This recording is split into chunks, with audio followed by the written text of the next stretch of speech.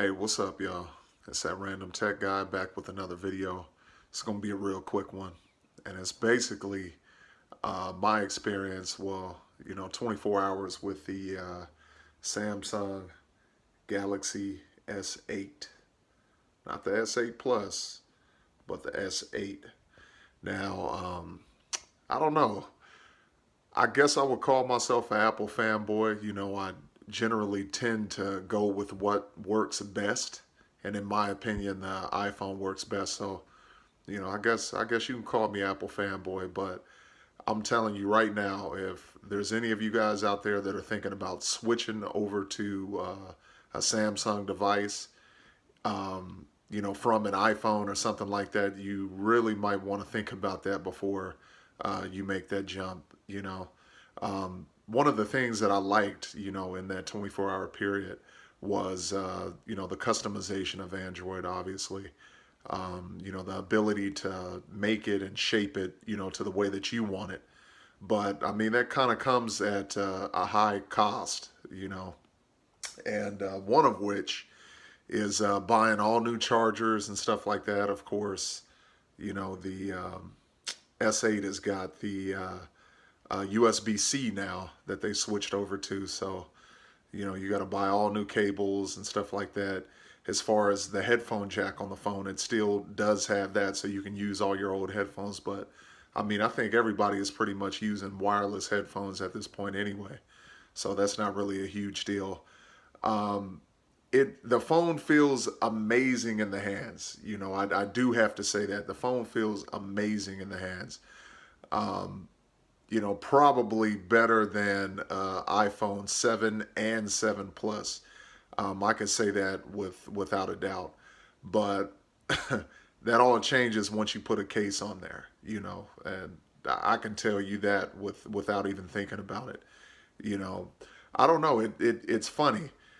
I'm currently shooting this video on an iPhone 7 right now, and iPhone 7 feels like it's weighted a bit better than the S8. It feels really, really light. It feels even lighter with a case on it, which I know makes no sense, but that's just, it is what it is. It feels lighter with the case. It feels cheap with the case. I picked up a OtterBox, what was it? OtterBox Symmetry case, and I don't know. It's a great case. I think it would do a good job at protecting the phone and stuff like that. But yeah, it just makes the phone feel cheap. I mean, this is one of these devices that I wish Samsung had made a bit better. That way, the folks that like to rock their phones naked could actually do that without, a fear of shattering the front and back displays, panels rather, on the phone. I mean, everyone's seen the drop tests and stuff like that out there, and it's crazy. You drop this phone from, waist height, and anything above, it's done for basically. So, yeah, mine is going back to the store today for sure. I think they got like a $50 restocking fee at T-Mobile, which is ridiculous, but it is what it is.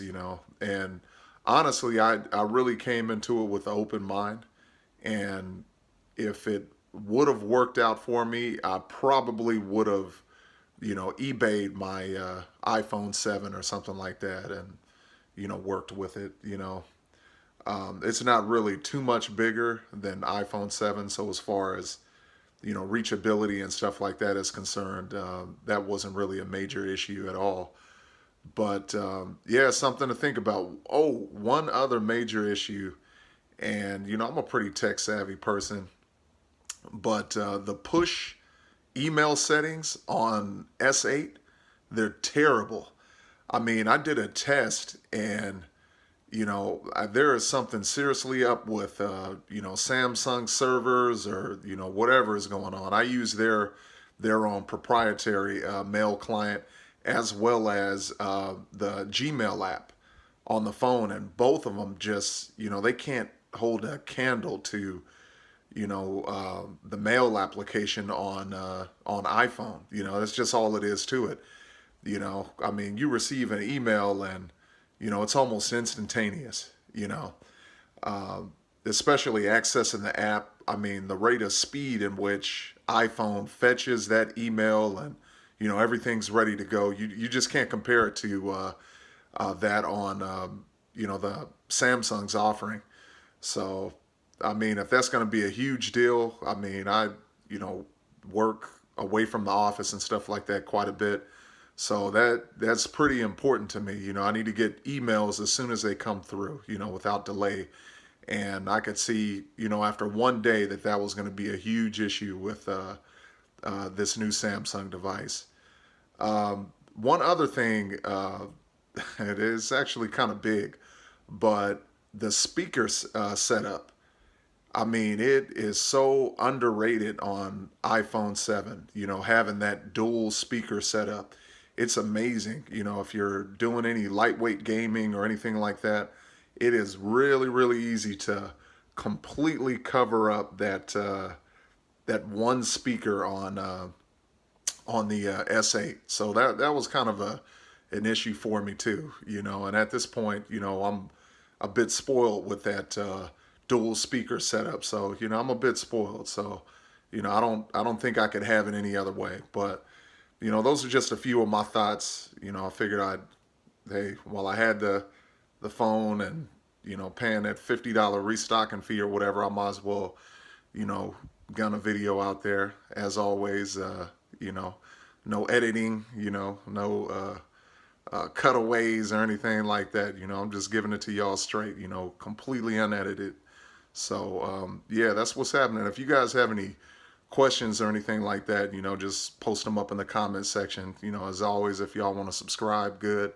If not, it's all good. I'm doing this for the love. I just love technology. So, you know, I came up with this.